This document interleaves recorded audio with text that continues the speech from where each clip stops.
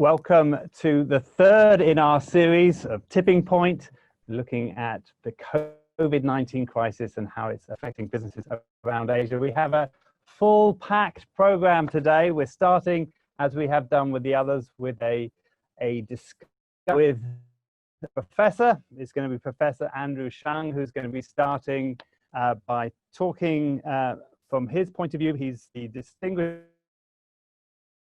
the Hong Kong Pro-Chancellor of Bristol University and a distinguished fellow at the Asia Global Institute. Actually, I have such a long list of all the things that Professor Shang is involved with or part of that I'm not going to have time to read through it. But I should say, after this, we're going to be going for about half an hour with a discussion with Professor Shang, who's going to be talking from maybe a more academic point of view. We have three practitioners. Let me just quickly introduce these. These are going to come in for half an hour.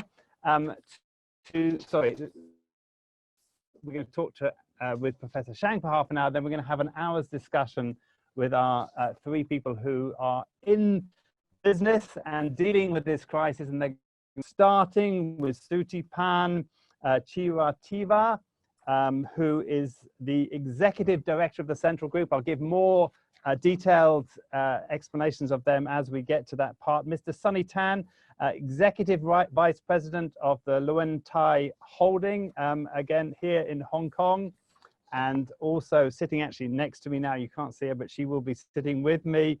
Elaine Siu, who's a director of EJJ Holding Limited, the COO of Luwei's Travel Company Limited. And again, I'll give you more information about them when they come, but that's just a teaser of what's to come. Let's go over to Professor Shang. Maybe we can start with about a 15 to 20 minute talk or presentation from you. The question that we're asking here is how to get ready, how to get your business ready for a post-COVID world. Professor Shang, over to you. Thank you very much indeed. The issue is very straightforward. I am not a businessman. I've been in policy all my life, and you have a panel afterwards that can discuss what the business issues are. Let me give you an overview of where we are on the pandemic and what governments have done to make what you've asked me to do, proactive policies to help reopen COVID economies. Now, the first thing to remember is that the pandemic is going to be longer, deeper, and more painful than we have seen for 100 years, other than the world wars. There are already 10 million infected, 500,000 deaths, 40 million unemployed, 40 million unemployed and rising. And we think that I think all the experts agree that a second wave is unavoidable. Now, this is the worst pandemic since the Spanish flu, worse than SARS, worse than Ebola. We will not see a vaccine for 18 to 24 months, not widely available at least. But it will really means that even if the vaccine is found, it will not be 100% effective. Dr. Fauci recently said they're lucky it's going to be 70% effective vaccine, but that's fairly good enough. The medical cure is better now. So, governments are beginning to reopen. Now, I think I need to very quickly share with you the context of this whole thing so that you understand how unusual the time we are in. The recent rescue packages have already amounted to $10 trillion, which is 3 times larger the rescue package in 10 years ago in 2008, 2009.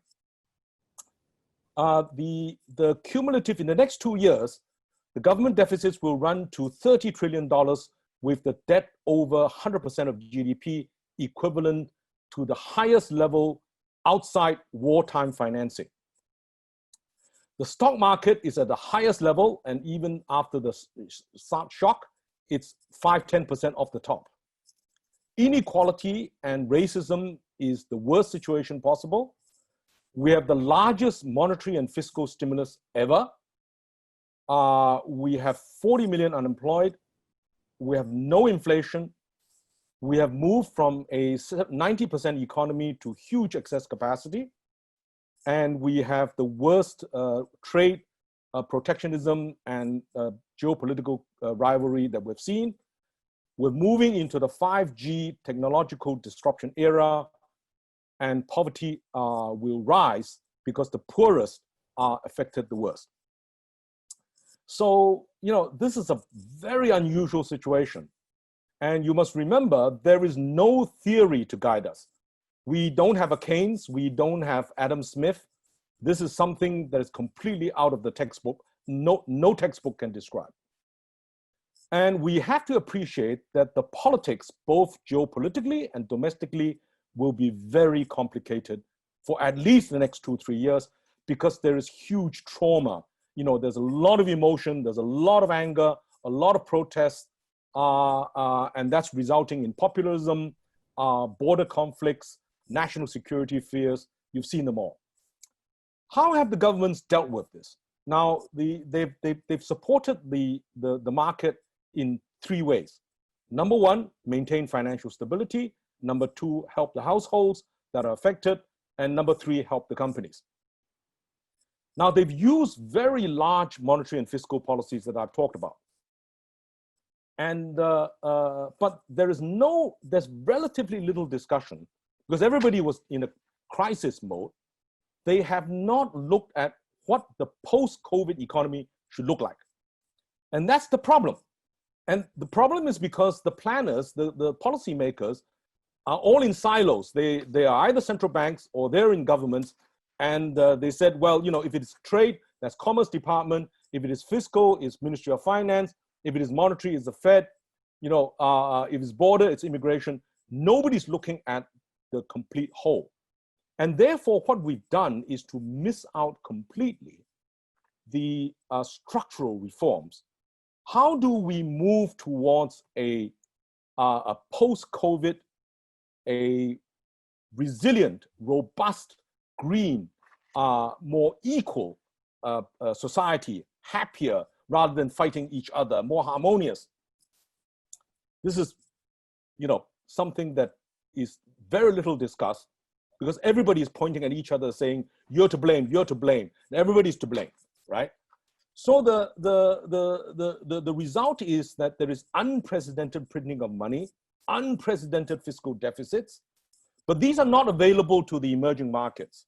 So if you're a small economy, you can't do that. If you print too much money, either the money will flow out, your exchange rate will devalue, and you have another financial crisis on your hands. So, you know, the other issue is that even in the advanced countries, the delivery mechanisms are not very effective. You know, a lot of small guys, poor guys are complaining they're not getting the money, you know, or some people are getting double payments. You know, there are reports of even some people are getting higher income than they were before the crisis. So the design of any government program has to be best fit. So, you know, the issue really is this: governments can support, but governments cannot innovate to allow the economies to adjust. And only the business sector can do this. That's why, you know, the second panel is so important. You know, you really have to think about how you, in your different situation, different customer base, different supply chain, you know, different tastes, work, you know, to design the right products. And it will be very painful. The result is that if you really understand this, the government has to support not only the existing losses that have already occurred, right? That means, you know, if somebody's lost jobs, you don't give them unemployment benefits. The company is beginning to fail, so you need to support them. But you need to transit this aid so that you're not creating zombies at the end of this crisis. You want to create the companies that are innovative, that will survive, but you are not supporting companies that cannot be supported anymore because they're in the wrong industries. They are producing products nobody wants. etc., etc. So the major measures are, let me very quickly run through them, are essentially empower the people. You protect them by health, you test, trace, contain, improve the hospital facilities, making sure that the healthcare workers are not overwhelmed. You reskill the people, you retrain everybody, you subsidize their wages, you improve their social security, wage subsidies, and you help SMEs. Then, of course, you have to protect and propel businesses by extending bank credit. Don't make them bankrupt yet. Basically, help them cut the interest rates where possible, give them loan guarantees, tax relief, utility supports, bailouts, such as for bailouts for airlines and key industries. Then the third measure is to stimulate, revitalize, and reform the economy. So that's the question I come back to. What is the structure of the post-COVID economy? And every country will have very different priorities, okay? And because of vested interest in every economy, some can be reformed, some cannot be reformed, okay? So for example, a lot of the reforms in the United States will depend very much upon after the November elections. But an example, although this is widely underreported and do not quite understand, is the Chinese government's work report in April this year, when they created a people-based plan, 以人为本, it's people-based. What it means is that you want to protect the health, you want to protect jobs, you want to have financial stability and innovation through technology, helping people become better and richer and healthier and happier. Now, that's the dream, but at least the government has got very clear vision of how they want to do it, and they've allowed cities and local governments and enterprises, including state-owned enterprises, to find their solutions, allowing much more experimentation than before. But it's fairly clear that after the COVID, technology is the way to go. Everybody is moving online and using technology to deliver better services. For example, in healthcare, education, even trade area. The point that you need to remember is that the days of mass, offline, crowded marketplaces are gone. Because with social distancing, you can't have planes flying at 100% capacity. You can't have very crowded restaurants. You can't have mass, stadium shows, etc. So we move from a 90% just-in-time economy to a 60 to 70% economy until we find the vaccine and control the pandemic. In between, we have huge excess capacity of production, excess capacity of labor, excess capacity of jobs. So how do we unemployment? So how do the governments have to deal with deadweight losses? There are losses that are gone already. There's no way you can recover them.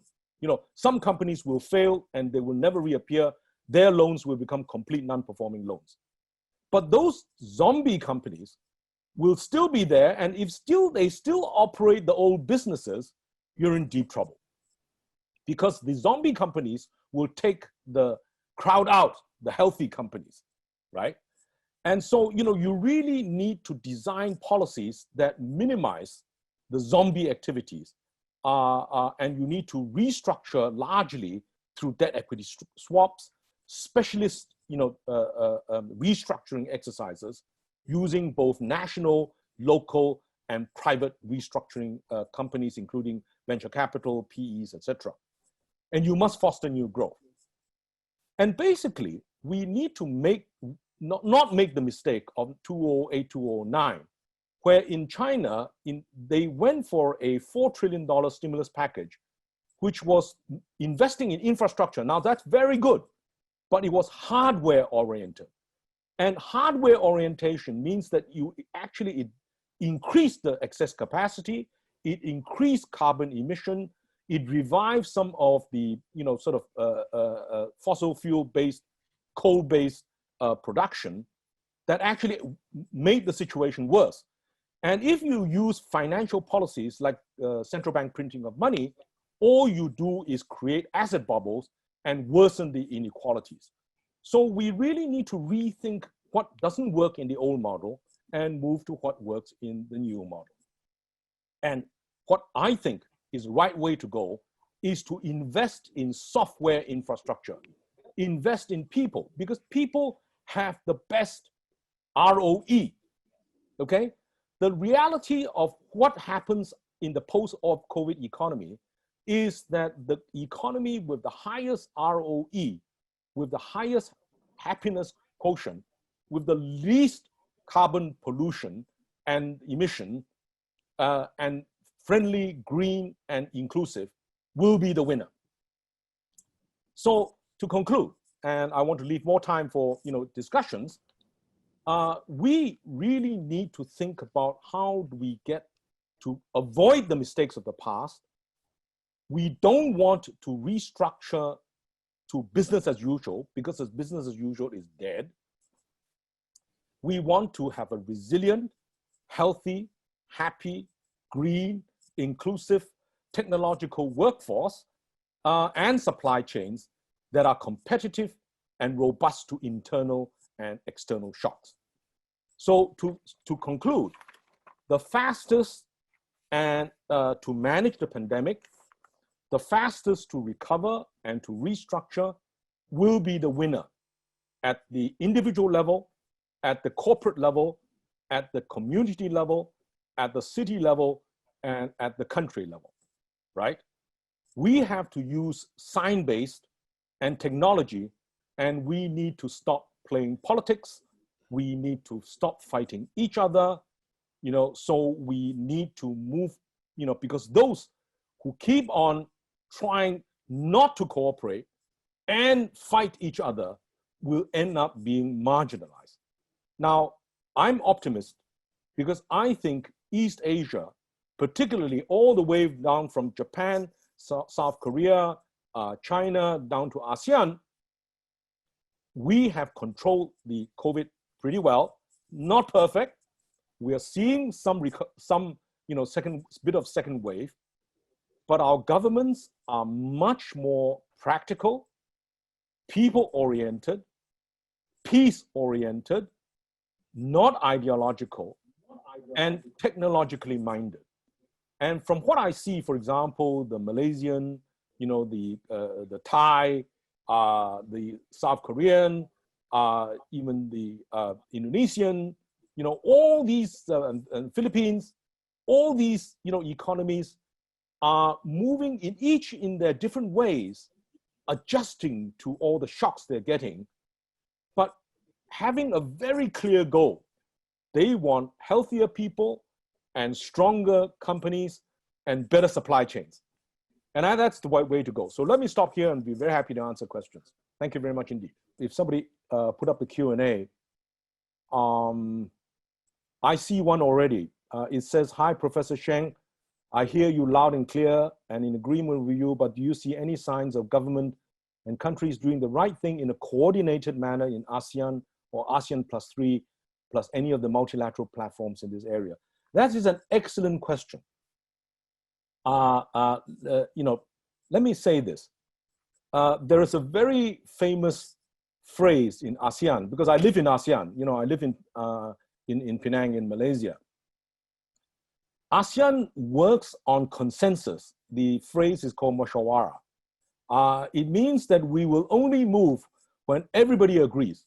And sometimes it takes a little bit more time to have consensus, but we work very differently from Europe. Europe is one currency and one big law, the European set of rules and regulations, whereas ASEAN is a conglomerate of different countries. And so we work in ASEAN through what is called variable geometry. And the discussions are ongoing. So, there is no question that the ASEAN +3 works on the basis of trying to work out their own internal problems. There are always going to be differences. Some of, ASEAN and ASEAN +3 have very large countries and very small countries. So trying to get everybody to understand is not easy. But there is no mistake from this. The last 50 years of ASEAN +3 have seen the transformation of the world by reducing poverty, moving up the technological platform, and so it's much more hopeful. And then of course there is South Asia, ASEAN, which will include Bangladesh, Pakistan, India, and Nepal, etc. And if we get our act together, the whole region will be doing much better. I'm not saying that the regions outside will not recover. I am just saying that because there is this Asian kind of consensus, sometimes slow and sometimes contentious, but it moves on, and we've seen this work. So let me go back over what I just said. Firstly, just to say that this is being broadcast on Facebook, and so if you have comments or questions, please put them in the comments down below. We'll be monitoring those as well as the Zoom chat. It was a sort of summary actually to you, Professor Chang. I was talking about the different letters that we have to describe the recovery, the L shape, which was basically going down and then just staying down, and then the V shape that we talked a lot about earlier on, and then the U shape, this sort of slower recovery. But I think what I took from your talk was that we're looking at a different shape, a slow recovery up to about 60%, and then we're waiting for the vaccine to kick in, which you said won't completely solve the issue, but will probably go a long way. And we're talking about 24 months. So are we saying that we're looking at about 2 years of a partial recovery before we're going to be able to get things going again? Of course, that's going to depend on a lot of the policies that you talked about from the businesses as well. Well, as you know, the center of the epidemic is now in Latin America, parts of Africa, and India is beginning to get worried. The WTO has warned that this pandemic is not over. The United States is probably going to get a second wave. This is dead serious, right? Because the United States is the largest economy, okay? And if the United States doesn't recover, the rest of the world will not recover. And then yet we have a very strange situation. We are literally 5% off the peak of the largest stock market bull run in recent history, 10 years of stock market boom. And so to expect, let me be very blunt. Anybody who thinks that we will go back to 2009, one of the best years in living history, I think they're dreaming. So I think it's not going to be an L. It'll be a little bit more like a W. That means, you'll bounce back. As I said, probably 60, 70%. It will vary depending upon the economy, and then it will adjust again because there could be second, third waves until the COVID, the vaccine is sorted out. And I'm not a medical expert, but from all what I hear, the vaccine is at best 70% effective, and there are many different vaccines. So until people are secure, you won't get back the crowds. And if you don't get back the crowds, you have a loss of scale. You have a loss of scale, costs will rise. Now, inflation will not immediately come back because there's huge excess capacity. But if you have the locusts, if you have water shortages, if you have hurricanes, these climate change, which is pandemic is actually climate change related, then food prices may react, particularly in the emerging markets where the CPI is very much food-based. And so one has to be prepared for difficult times. But this doesn't mean that within ASEAN plus 3 East Asia, those economies that have been sorted themselves out and they're reasonably small enough, you can't have a very, very rapid recovery. But sorry. No, okay, I'll just say we have lots of questions coming in and I'm just wary of the time. We've only got about 5 minutes left. This one in from Sarah Fairhouse. I'll give you a couple of the questions. Maybe you could answer them one after the other. Do you think that we should reopen travel at a minimum within ASEAN? And then another from Cliff Ang, who's saying, hi, Professor, thank you for the good insights. With the huge budget release, how does it impact on the economy in the longer run, the business and the people? Well, I think the travel issue, I was very fortunate to have a very, very good discussion with very reasonable experts in this area. And the rule of thumb, the rough rule of thumb is as follows. Within this year, domestic travel will probably be okay for most countries. Okay, by the end of the year, there will be created what you call travel bubbles. That means, you know, if an economy is green or a city is green, you might release the travel to those within those areas. You know, within that bubble, it's fine, and you would have, you know, you would contain the cities where the second or third wave, you know, is reappearing. So the regional travel will probably begin to recover sometime in the first half of next year, and probably global travel in the second half, you know, of next year. But you notice how immediately the European Union is thinking of stopping travel from the United States. And if you get quarantine on both ends for a single travel, you're talking about 1 extra month. So who wants to do that unless, you know, you cannot do it? You absolutely have to be there, right? So I think travel is going to be problematic for a while. Yeah, and then sorry. Yeah, no, go ahead for the second question. No, you know, on the budget issue, I don't have a problem with budget deficits, but what I do have a problem is, where did they spend the money? That's why I say, you know, when everybody talks about debt, where's the asset? If they invested the money wisely to raise the productivity of the economy, no problem.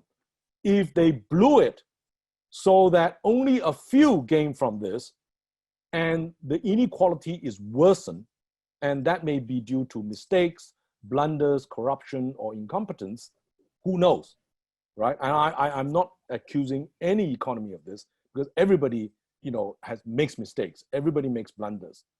But those economies that use the money wisely, investing in people, investing in the future economy, rather than trying to just bail out the past. Okay, you must remember, losses are dead weight. If you don't sort out these losses, it's going to be a dead weight on your neck, and you can't run. So those economies that are very clear about how to clean up the dead weight and move on will be the winners. Okay, I've got 3 questions here that I want to give to you. This will be the last questions that we have time to go into. Maybe you could try and make your answers as brief as possible, as we're slowly running out of time.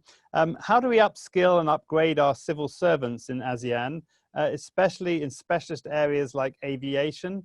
The open skies policy reached by consensus in 2016 doesn't seem to have moved forward. It's a first question. Sorry, I should say who that's from. That's from Michael Walsh. Second question here. Oh, again, it's from Michael Walsh. So I'll leave that one and go on to the last one, which is from Sarah Fairhouse. This is a great final question. Which country will recover fastest in ASEAN?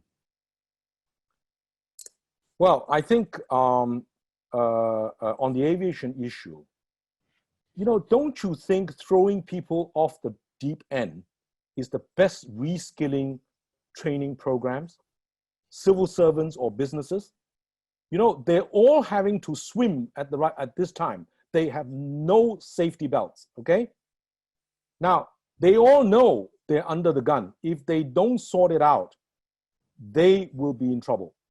But Mr. Walsh, if you're in the aviation industry, let me give you a piece of advice.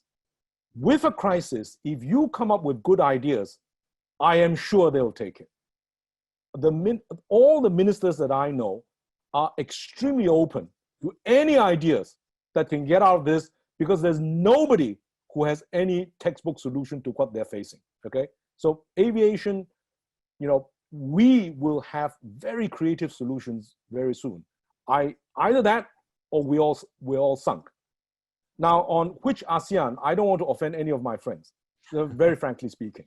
I think the region will do well, each in their own way, because they all have internal problems, okay? But we're all one big, I would say, more or less happy family. That's my view, all right? And ASEAN particularly works on the basis of being happy with each other. You don't want to offend each other. You work together in ways that you understand each other. And so if we help each other, we'll be fine. Can I just ask you one final question? I know we're running out of time here, but I think a lot of the people that are watching this are businessmen who are kind of looking for tips, and a lot of the things that you've talked about have been really in the hands of the governments wherever they are, not things that they can do. I wonder if you have, of those many measures that you talked about, is there one thing that you think a business should be looking at first in terms of how they get out and they recover as quickly as possible? Well, I think that the way to think about this is that 90% of the existing policy thinking is still not out of the box. And those people who think out of the box will be the winners.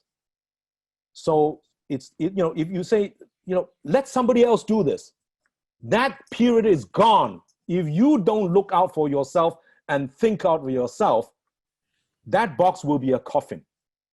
So just be creative, just be bold. In a crisis, my experience is in a crisis, what appears to be the riskiest policy option is very often the safest. So this is the time for creativity. This is a great lead in to what will be our next panel, where we have three people who are thinking out of the box and are going to be sharing some of their experiences and some of their advice and tips on what they think we should be doing in your businesses. Professor Chang, thank you so much for your time. Very insightful and a great setup for what will be hopefully a fascinating panel that's going to come right after this break. Thank you very much indeed. Bye-bye. Thank you for all the questions. Bye-bye.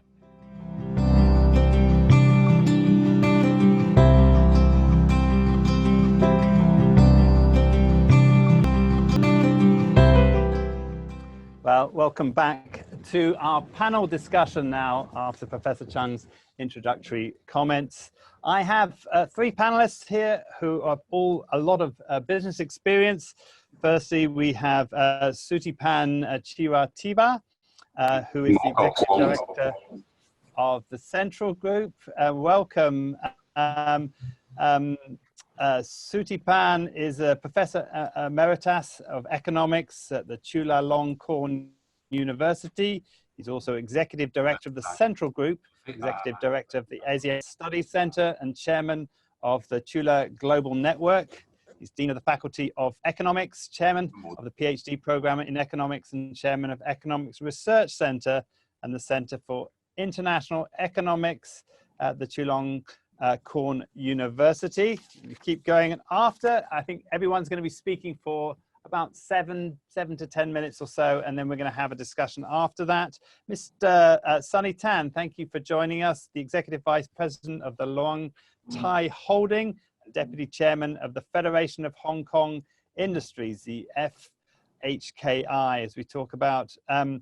So Sunny Tan, as I said, is Deputy Chairman of the FHKI, Chairman's Committee member, Chairman of Group 12, Knit Garments and Other Knit-Made Goods, Chairman of Finance and Human Resources Committee, and Chairman of Taxation Committee, and Vice Chairman of the Hong Kong QMark Council. as well, of course, as his role as the Executive Director of the Luentai Holding. And finally, I have, oh, sorry, wrong page here. I have Elaine Hsu next to me here, who's the Director of EJJ Holding Limited and COO of Luways Travel Company Limited. Elaine Hsu is a serial entrepreneur in fashion jewelry, travel industry, as well as innovation technology.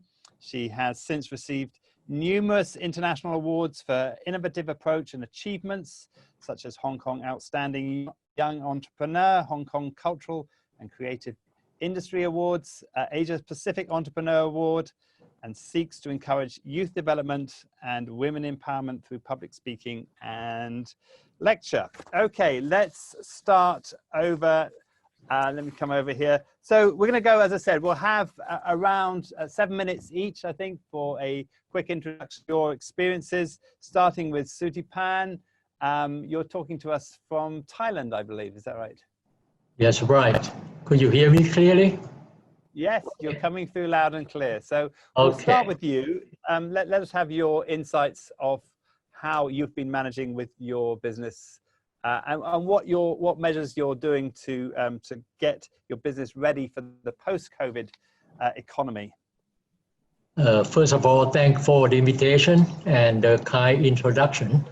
Very much in agreement with Professor Sheng earlier session about this is, that turbulent time that we are living through. And like a lot of people just saying now, this is an existential threat. That's there no comparison in textbook. So yes, of course, I think the world over now, that we living through, like case of Thailand, like different, no different from other countries. We going 6 months through. And almost 2 months of the so-called severe total lockdown of our economy, of our country, no travel for international travel right now. We're just talking about the bubble travel, but we're not able to assume yet. We're still discussing. So that's how this, that's pandemic related government measure, because the government is the one who have the direct intervention of the overall economy of our country. So we have to be under the so-called, the regulation and all sort of things. And that's how the business, when you come to the business, I have to be clear too. I'm and my training from academic field, and I was very much working over the years. Just the past few years that I try to coming up more to the corporate world, being part of my family business. So I'm looking from, of course, from the firm perspective that we'd like to hear today. I'm sure, like if you're talking about the central group, which is also very much related to hospitality business. That's one of the group, the hotel, restaurant. In particular, we also have property management. The group is the biggest mall, shopping center in Thailand. We have few also activity overseas. And as well as the retail business, we are also the biggest in Thailand in terms of the retail department store. So very much in direct contact with the consumer. So that's how the COVID, when you're talking about the total lockdown, and how the company board take into, in terms of the response from the ground. Very much, that's when we found our first case of COVID, that's import from China early on, beginning in January, and then to the locals, by the locals start to catching it by the end of the January. Very much within the drawing board of our company, or like many companies, we still said, well, this is the thing that we need to take care. And what would be the perspective, how the COVID going to spreading out to the rest of the country, the population and the lifestyle. So we started looking about the perspective only, early on, very optimistic, when we discussed about 3 months, 6 month recovery. At one point, by the end of the February, beginning March, we said, well, just take the kind of scenario, just go through the extreme case, So we drawing board, we said that we have to have the total lockdown. So that's how we foresee the upcoming total lockdown for the business side. We said, if we have to close all the malls, if we have to close all the stores, if the restaurant no longer can assume, the people would like to go to restaurant, what's going to happen? So that's coming to very much, the intense focus on what we like to do, since you have no corporate income, right? So our group income is over 10 billion US dollars, so Thailand, Vietnam, we cover a lot of business in Europe, we also have. So if that kind of total lockdown, no corporate income, except the food, of course, we have the supermarket. So that's going to be the kind of the thing we need to take care first. The intent focus would be, the cash situation has come, about the cash flow, about the short-term debt that we have, how to take care first about the cash. And then, of course, the workforce, over 80,000, that's the direct employment that we have, from Thailand to other countries that we cover. So indirectly, that would be a few 100,000 employment, of the business related to our business, because we have partners, we have alliance, we have suppliers. So all this, we have to think of them too. How we're going to take care of the workforce, because they, at one point, as you know, work from home. And this is also another change, of course.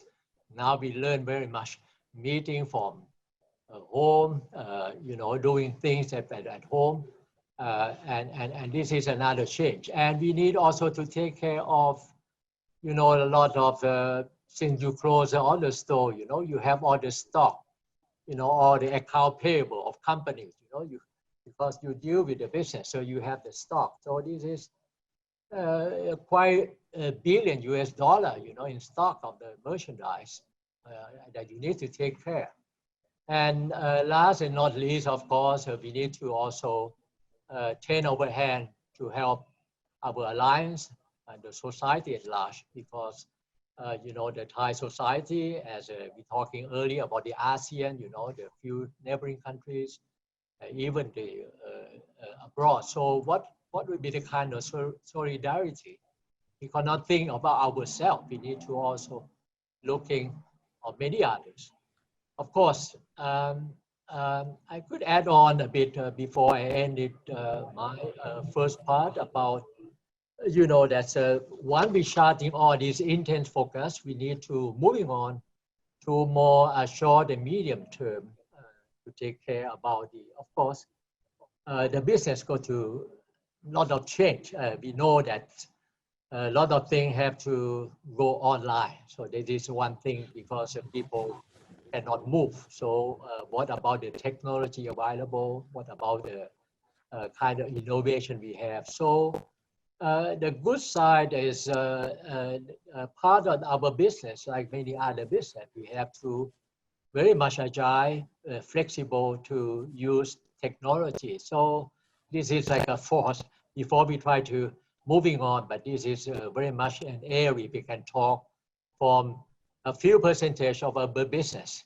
And you can say the last month, April and May, for mid-May, we start to see the recovery.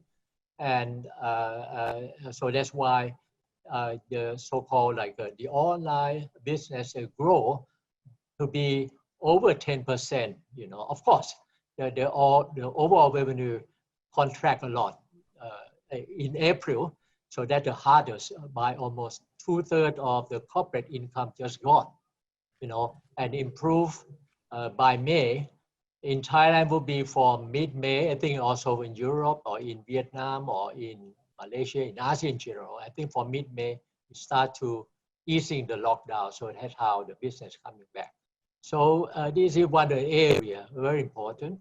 In addition to what we could talk about also about the capital expenditure, because you cannot do like before, whatever like to invest for the future, you need to reevaluate about what would be the new lifestyle. Of course, the consumer that goes to change. We're talking very much about consumer change.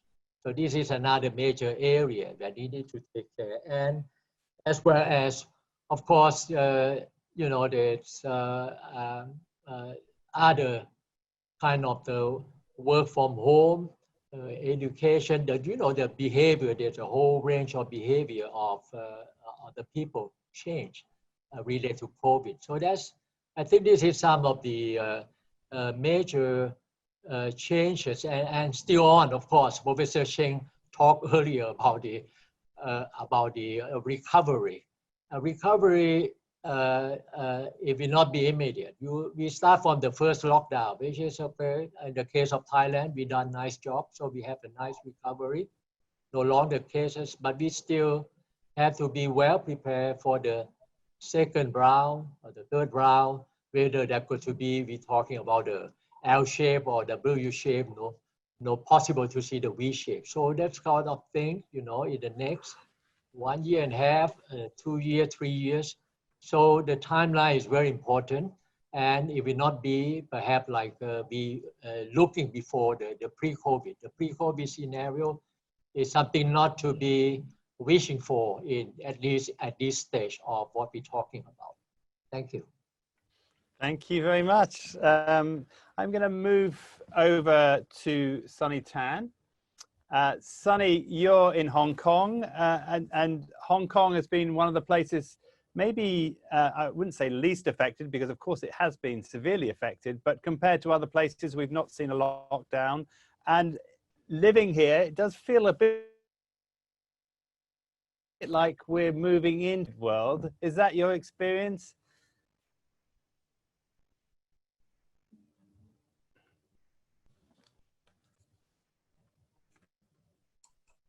Let me unmute. Okay, can you hear me well? Yes, now we can hear you, yeah. Okay. In Hong Kong, I would say that for the local domestic business, it has been recovering quite well. A lot of the spending power of all the people living in Hong Kong has been really coming out, especially you can see that starting in May. June, you can also see that. At the same time, Hong Kong government has done a wonderful job. There are a lot of the anti-pandemic support schemes to support the employment and support the spending and investments. So I think that has been the key success factors from the business side. On the local, the retail, the F&B, of course, some of the big disastrous industry like the hotel, like the travel retail, those are the problems. Of course, another area that has not been doing very well is our import-export trading business, as well as manufacturing business, which is where I'm coming from, and as well as my role as the Deputy Chairman of the Federation of Hong Kong Industries. So that's the problem. Okay. Mm-hmm. I think maybe we could start with you giving us your short talk about your experience in your business and what you've been doing Sure. over the and how you're preparing for this post-COVID world. Oh, okay. As you know that I'm with Luen Tai. Luen Tai, we are a apparel and bags manufacturer for primarily US brands such as the Ralph Lauren, the Coach, the Kate Spade, Tory Burch, Michael Kors, Adidas.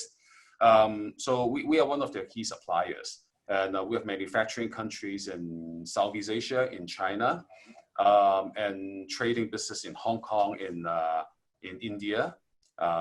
So it's quite a diverse in terms of customer base, in terms of country of origin in manufacturing. Our sales last is close to $1 billion US, so we're not small. And with the COVID-19 coming in, it has been a great effect, as you can see that during the process, the retail business really closed globally.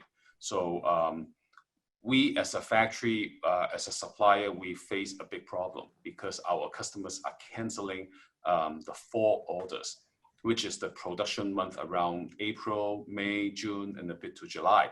So our factory is suffering, our workers are suffering. So I will tell you the problem first, and then I'll tell you more about what are we trying to achieve on the solution side.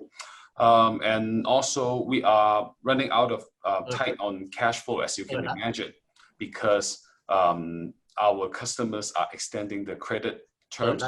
So it's a problem. Another area, it's we still need to pay our payable. We need to pay our workers. So it's tight on not only the supply chain, but also it's the cash flow chain that is being the problem. Of course, Lü and Tai being a listed company for over 10 years already in Hong Kong, we have enjoyed a very good banking relationship. We have been managing our finance, our cash flow properly. So it is a lot easier for us to navigate. It's difficult, but it's we still can navigate this problem, this rough situation. And also when we work with our customers, the customer knows that Lü and Tai will not go under, will not go bankrupt. But our customer will have worry when they try to deal with our competitors, for example, some smaller factories, because if their cash flow is not being run properly, they may go under. So, and when the customers restart trying to give out orders again for the holiday season, meaning the December holiday season, they are also trying to pick who are the winners and losers and see, okay, who am I giving the orders to? So it's a tough game in the industry right now because only the fittest will survive. Only the ones who has the right financial management will survive. Also the ones who's willing to really bring down their overhead and operating costs will survive. For example, in our company, we are looking at factories with the highest operating cost. We'll just shut it down because there's no future. We might just to do it because when we say the topic here, getting your business ready for a post-COVID-19 world, the thing is we got to be survive. We got to be ready during this time. Not to mention about the future. We got to be able to stand still. So our operating overhead has to be very lean. We are in crisis mode. We are, I mean, a lot of things we need to double check again and triple check again and say that, okay, do I need that expense? If I don't need it, we have to cut it because everybody is fighting for survival. Yes, we are looking for post-COVID world, but then how long would that be? Are we talking about 3 months, 6 months, or we need to plan for 1 to 2 years?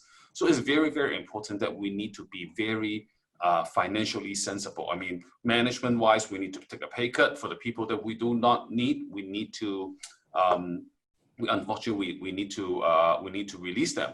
And also for factories that we need to close down and to get ourselves ready for the next round of growth. Because then now, when we go to the post-COVID, when we go to the peak season, not everybody will survive, and we will be there to win, hopefully by that time. So I hope I'm able to give you some sharing on the general situation. Thank you. Yeah, thank you very much, Sonny. So I have Elaine with me, and I think we know a lot of businesses have been severely hit, but probably one of the worst has got to be the travel industry, or at least from where we sit or what we see. I mean, most of us have had to either reschedule or reorganize or stop our summer travel plans or whatever we were planning. Of course, business travel. The one thing that's very clear in Hong Kong as well, because it's a small place and we go, it's a hub, it's a place where we come out from. So tell us a little bit about your experience in the travel industry, but of course you have many other interests as well, other businesses that you're running, and how you're dealing with all of this. Okay, so thank you for having me today. So I'm actually in the travel industry, and also I'm in the retail industry, because I'm the director of the EJJ Holding Limited, which is a retail Hong Kong designer brand. Also, I'm the CEO for the Louis Travel Company as well. So firstly, I'm going to sharing about what is really affected in the travel industry. So in this half year, let's say half year, so people is like stuck in Hong Kong. We cannot travel out, and all the business travelers or the vacation travelers are not able to travel to Hong Kong. So this really hurts our, like, the company, the travel agency in Hong Kong. Also because the travelers need to cancel their trips because they cannot go out. So this is actually bringing extra workload for the travel companies. So they are not really working for getting income. They're working to canceling the tickets. So it's like using the extra manpower, but actually we are not doing anything. So this really hurts their pockets and also hurting their cost control. Especially if you know well, for the travel industry in Hong Kong, if you need to get a travel license in Hong Kong, you need to have a physical office. It's kind of like weird, right? Because nowadays a lot of them are doing online business. They don't really need the physical office in Hong Kong for people to come into, okay, I want to get a ticket or I want to get a hotel's room. So for those companies, we need to, firstly, we need to take care of the manpower, need to pay their salary for our staff, and then we need to pay for the rental costs for the office and also the travel buses. So this is like bringing a really huge difficulties for the travel industry in Hong Kong. And I know that a lot of travel companies are planning to closing, because it's actually, we can see the future is really changing in coming half year. But what we really do to saving us at this moment, we're doing some planning, some local tour, because for example, some people, for example, some young generation, for example, me, I don't usually stay in Hong Kong if I have the vacation time or if I have holiday. I usually travel abroad to Japan, to Korea, or to Taiwan, or even further like Italy. So I don't really get the chance to explore the beauty of Hong Kong. But actually in this time, a lot of people go hiking, they go for just explore Hong Kong, and they find a lot of different, like, oh, I didn't expect that Hong Kong is similar as New Zealand or Australia. They find a lot of really amazing view for hiking, and also a lot of people find different activities to do with their friends and spending time with families. So I think this is also one of our opportunities for saving as a local travel agency to be survive this moment. And I think if you know, if you read some news, a lot of people doing staycation. They're doing like they're going to the hotel with their families, enjoying the atmosphere with the swimming pool or with some games with friends. So this is also one of the new trend after the situation. So I think this is a really good flow for us to follow and to try to survive at this moment. And also for if we want to prepare for after the situation, we would try to stay with the planning for the short trip, for example, for some like Japan or Korea, to ready for the peak season, the travel bubbles, because we believe that after the coronavirus problem, people can release their the feelings for travel, like they want to travel a lot. This is how we feel, and also how we get the feedback from the customer. I'd say one of the themes, this is really a question to all of you, and please let us have your questions either on Facebook or through the Zoom chat. I haven't had a chance to check the ones that have come in already, but I'll get to those after my first question. One of the themes that have run through all of the webinars that we have done is about getting a balance between online and offline. And I'd like to ask all of you in the panel here how you are managing that. Are you changing the amount of business that you have online as compared to what you had offline? Are you shifting resources, particularly staff, from one to the other? And is that something that's going to be long term, or was this just a way of dealing with the issue as people went into lockdown and they couldn't move out? Let's start off with Suti Pan in Thailand. Maybe you could talk about your businesses and what is the offline online division, and has that changed? Yeah, in fact, this is a very important issue that we discussed already for a few years, with the kind of digital transformation for the whole Southeast Asia as much as for the world. And of course, the online and anything digital has to do very much across industry. So that's we all know. And but in particular for what we working with consumers. So we know that, of course, if you for Southeast Asia, you have the major e-commerce player, that at the regional level, which is also the strong player already in the whole Southeast Asia. I do not need to mention name, but there's a few.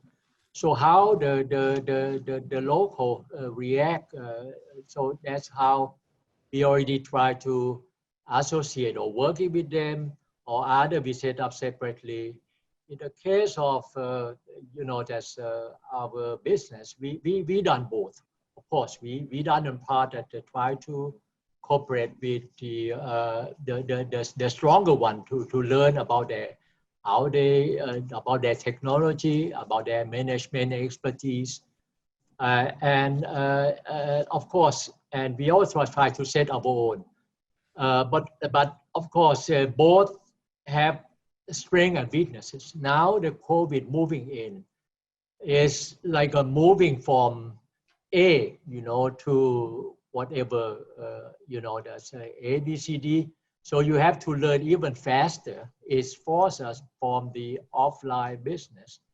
What we're doing is to, most importantly, to think about whatever technology is to facilitate, the consumers, because consumers are, that's the prime target of whatever you do business. So how to respond to consumer change? We see the food business, whatever the name you call about on Grab or other Food Panda or in Thailand, they're doing very well, of course, doing business. And then food delivery also, and then all other kind of delivery because people stay home, from home appliance. So this is very much, of course, in addition to what we usually do, so we can strengthen at least along the focus of the COVID. So we don't know, of course, what going to be the turnout, but in general, I think this gives the business, like all kind of business, have to have the window. Even the food, do you have to run the restaurant for sure? You have to have the window now for online business where you can make a food delivery. So that's give the company to explore very much in this area, and it can moving on to other area, related to changing consumer behavior. So I think the overall is very much expanding, and we think that the COVID should serve as an opportunity to expand more to respond to the changing behavior of the people. So that would be my short response. Thank you.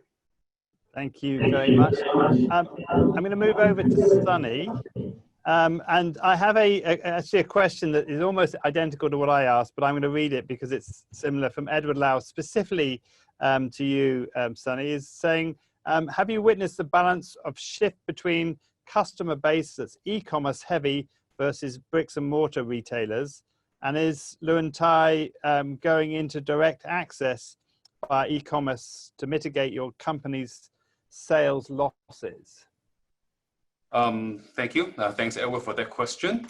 I would say that Luen Tai is a B2B company. What we are noticing is we are looking at how our customers are reacting to the situation and how their business goes. What we see is for retailer and brands who are more proactive in working with their online business, who are the one who's willing to shorten the supply chain, will be able to churn out new ideas, new products a lot faster. They are usually more proactive in making changes. So they are very easily moving things from offline to online. They know where the demands are. They know how to make the changes. So those are really the ones that we see that we are partnering with, and we're putting more emphasis onto it. So yes, it's really moving from bricks and mortars to online, but it's not us doing the online work, but it's really partnering with our brands and our retailers. Of course, Luen Tai, we are also trying to propose a lot of online ideas or other ideas to allow our customer to perform better with the online business. At the same time, the internet, the online is also changing how we perform our production and sourcing, because in the past, our designers, our customers designer will need to come to our product development centers in Hong Kong, in China, in the Philippines to approve a bag, approve a piece of garment. But we all cannot travel. So now a lot of approvals will go online. And this is a big change, because designers usually will say that I really cannot do it. I have to touch the garment. I need to look at the hand feel of the bags. They have no choice this time. But so I would say that's a fundamental change on how the business is being conducted as well. Okay, thank you. I have another question this is specifically to you, Elaine. I want you to firstly answer that question about the difference between, but let me give you this as a second question as a follow-up. And this again is from Edward Lau. He's asking, how's the sales margin variation between overseas versus local exploration tours? Could these additional revenue streams compensate a travel agency's cost structure?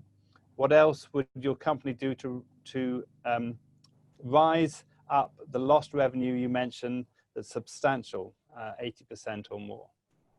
Wow, this is a difficult question. Yeah.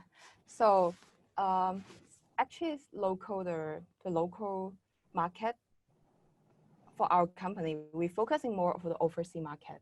So before we mostly focusing on the B2B travel industry, but for now on, we cannot only focusing on the B2B, because the business travelers cannot travel to Hong Kong. So what we do is just focusing on the local tour, and which is what we are trying to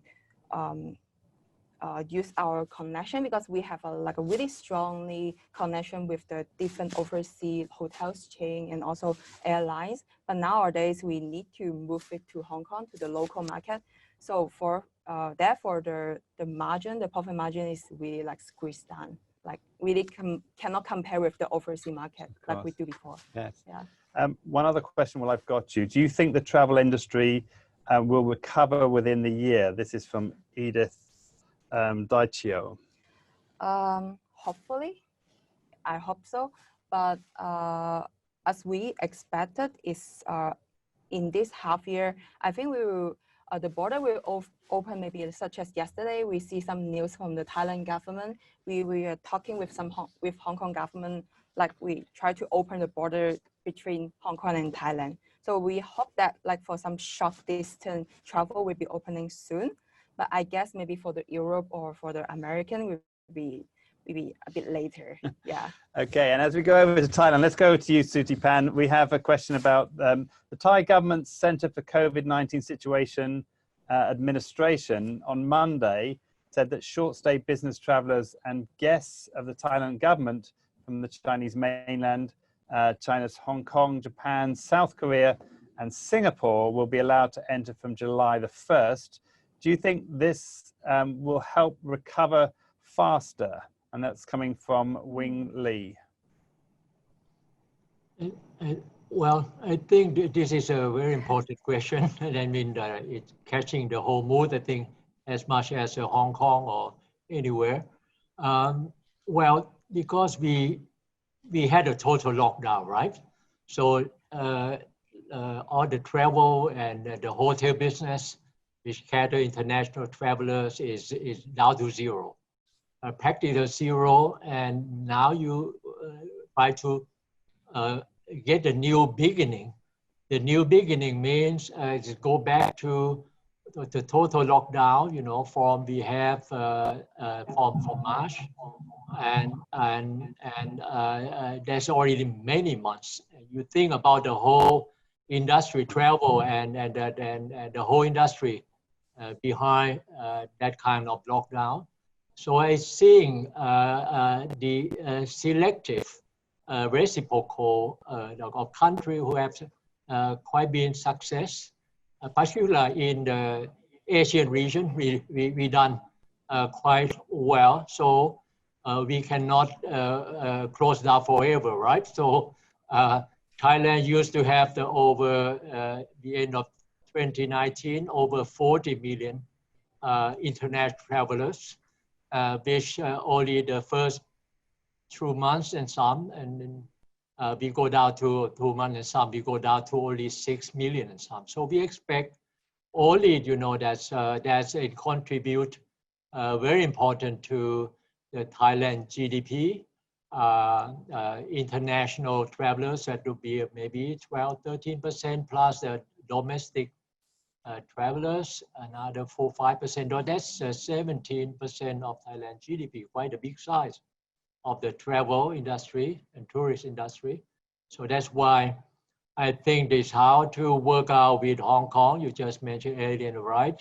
With Taiwan, with Japan, with China, Korea, so and ASEAN countries. So this is the first and immediate thing we could do because this already in this region, that's already 2/3 of Thai tourist travelers, you know, moving to Thailand. So that is 2/3, another 1/3 perhaps from the rest of the world. So if we're making well ASEAN plus in the region, I am sure that that could help very much the so-called the travel industry and all related industry. So very important to look at the bubble travel, and as a government, of course, we're very serious because we are number one in ASEAN in terms of you know, the tourist income from travel. So that's it. Okay, thank you. I was actually telling Elaine earlier that I've got a holiday planned now for Hong Kong because we've kind of given up and going away. But I have got another week booked off in August, and I'm just hoping that some of those other places might open up to allow us to get out for a week's holiday. Sunny, I have a question for you that's coming from, again, from Edith. She's saying, Mr. Sunny, how much of your business is already digitalized? Is this very critical? Your opinion, please. Okay. With our business, I would say the supply chain process, how we conduct business with our customers has to be digitalized. I would say that we are in the process of in between industry 3.0 to 4.0, where we need to capture all the data starting from the customer side down to our production, because I would say the big data is important in our along our process, so that we know where are our inefficiencies, and also we'll be able to share critical information with our customers. And likewise, as we are more ready with the digitalization, our customers, brands, retailers, they will be more ready in working with us. Another point of digitalization is as we are moving our business from China in production to Southeast Asian countries, there aren't enough technical staff in those countries. Management staff also may not be very strong, but we still need to localize them. So the only way that we can do is to digitalize the process with data, so that the system can prompt our junior management to know what to do in the production. This is very important, and it gives an opportunity for all the local management to grow. And also it will allow a better control, better risk management along the process. So digitalization is very, very important. And I'd like to also ask Elaine, because we've talked a lot about the travel industry, but of course you have many other businesses as well, including a retail business. Yeah. You were talking about your shop earlier in Central. Tell us a little bit about how that is dealing with, how it's gone through the semi-lockdown that we've had in Hong Kong, and where, how you're trying to change that to bring it out, because that's a very different situation in the travel industry, I imagine. Yeah. So the Central shop is open last year in October. So it's a very a crucial time for me to open a shop at that time. Yeah. And it's affect all the way until now. So in this 9 months, I see the totally difference between the last year until now. The customer behavior has changed a lot. For example, because people working from home, they will not go to our physical shop to shop some jewelries for Christmas or for Valentine's Day, or even for some 520 I love you day, yeah, something like that. So they would prefer to go online. But at this time, the whole economic, the atmosphere has changed the spending power of the customer. So people would like to buy something that is necessary, they need to buy. For me, a fashion jewelry is not necessary to buy for daily use, right? So we have to change our strategy for the product type and also for the product price. So we try to squeeze down the retail price from, usually we sell 800 to 1,200 Hong Kong dollars, but now we try to squeeze down the price range to 500 Hong Kong dollars to 800 Hong Kong dollars. So we try to make some easier and less cost products for the customer to choose, and we hope to boost the sales. But for sure, before we spend a lot of energy and a lot of effort on our physical shop. For example, we do a lot of physical promotion. If you come in our shop, we will have some free gifts, and also to have some free extra discount, to want to let the customer to feel our branding. Why we open a shop? Because we want to show that, oh, this is a Hong Kong designer brand. This is from a Hong Kong designer.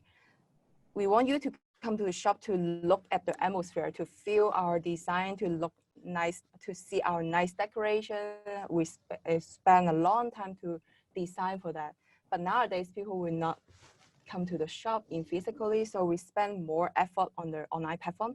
So we do have our own online shop, and also we cooperate with some China platform like Taobao and Tmall, and also we do some cooperation with some Singapore platform and also Malaysia platform. We hope to use the online platform, and also this situation, this is a chance for us to expand our online platform. Sure. Yeah. I've got to say, it is a great time to go and shop in Hong Kong at the moment. There's some amazing deals, great bargains. It's just a shame you can't come here physically, but as you said, there are opportunities to shop online. Let me ask a question. I have a question that's come in for Professor Susipan. Do you notice any changes regarding customer demands after the outbreak of COVID-19? And that comes from Denise. Well, I think it's if we're talking about the changing is to early to say, but most importantly, I think now is a demand just what do you call it, have a strong rupture from COVID-19 during the lockdown. And very much the first point to remember, of course, the business you cannot carry as before because people disposable income, apart of course, for the very rich, they have money to spend. But if you think about middle class or the low income people, they suffer all over the world. So that's why as a business, we must get things right to make sure about the demand before it coming back. Going to take, I think, there's a few years, so not immediate. And then, of course, in between, like you must say that, of course, what a kind of changing behavior, of course, it will be very much related to the, since we stay more home, we think about how to take care of ourselves, so the health product, the well-being, anything related to well-being services and products, anything related to something more sustainable, this kind of things. So I think that that would be a kind of immediate things. I think that the business need to moving on for post-COVID. And then, of course, whether the old sectors, the rest of the sectors, how they go to transform, it is still very much uncertainty, but of course we can focus on, for example, I think it's like a work from home.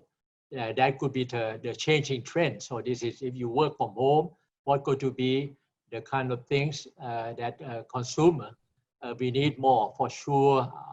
Home appliance, kitchen, electrical products. We already learned, but then beyond that is something that we need to think about it. So that's something still moving on, and I'd like to leave it open. But for sure, that would be also related to what kind of people see of the post-COVID world. But immediate concern would be the money in the pocket is getting smaller. So that's why if we impact all the business that we're talking here. Okay, we're moving towards the end of our time, but I have one final question I'd like to ask all of you to give me an answer to. And it's the same question that I asked Professor Chang early on, in terms of, what, if you think about a lot of people watching this are business people who are trying to deal with this situation. So what one tip would you give from your experience going forward to really kind of make your businesses survive? I think you've talked about this in some ways as we've gone through this, but if there was one tip that you had to other people who are looking to try to survive and to, let's say, not just survive, but do well in this post-COVID period, what tip would it be? Let's maybe start with you, Sunny. Mm-hmm. I would say that challenge all your assumptions. For example, banks may or may not lend you money. Your customer may or may not survive. Take an example of like J.Crew. J.Crew filed bankruptcy. Great company, but financially not very sound. Really go through all the assumptions and try to evaluate one more time to have a better risk management. By getting a better risk management, it prepares the company better during and post COVID-19. Thank you. Elaine, what would be your one tip to business people who are trying to figure out their next step in this situation? Okay, so let's say, start with the retail industry. For the retail industry or for branding, I think at this time, for me, I always like to gather the power together. So I like to be teamwork. So My style is I cooperate with different brands to have like some crossover collection. So to make the brand more like refreshing to the customer. At the same time, you can spend the speed cost with other brands. So you will have the double win-win situation at this point. So you gather two brands power together to make something different to the and new for the customer. And for the travel industry, I think we need to just stay strong and wait until the time to come. Okay. Yeah. And finally, over to you, Professor Sutipan. What is your one tip for people who are looking to survive and go forward into the coming period? Moving forward is still very much the next few years and maybe more years to come. You know, that's some economists in my field still talking it could be, you know, the decade. So we have to have a long-term horizon of what we like to do, of course, but getting the business right to weather the storm, you know, the next few years and maybe more years to come is very important, and lay out the foundation, very important, the foundation for a sustainable future. I think it's very much, it will be a big test to be better, you know, not all business will survive. We're talking here also in Thailand about a small and medium business will be wiped out, you know, because of COVID, because of all these crises. And without the government help, the government cannot help forever, you know, all the kind of incentive. And even the big business is no safe haven. So all kind of the organization, business organization need to be really resilient, really innovative, really creative. We're talking earlier, you know, being bold and seeing what really the value we would like to move with the kind of the future society, with the kind of the world we are moving into. So I think this is all the kind of the notions and all the facet of difficulties we will face, but we need to see opportunities and moving on. Thank you. Thank you. Sutipan, Sunny, Elaine, thank you very much for all of your insights. It's actually been a fascinating conversation. I certainly learned a lot during this. This is, as I said, the third, and I'm hopefully we'll have more to come of these webinars where we're trying to figure these things out. Certainly uncertain times ahead that we've learned, also from Professor Chang, of course, at the very start, but very thankful to have some guidance and some insights as to how we might move forward. My name's DJ Clark. We're talking from Hong Kong, and we're going to say goodbye. Goodbye from us. And again, once again, thank you very much, Elaine, to Japan and Sunny for helping us out. Thank you.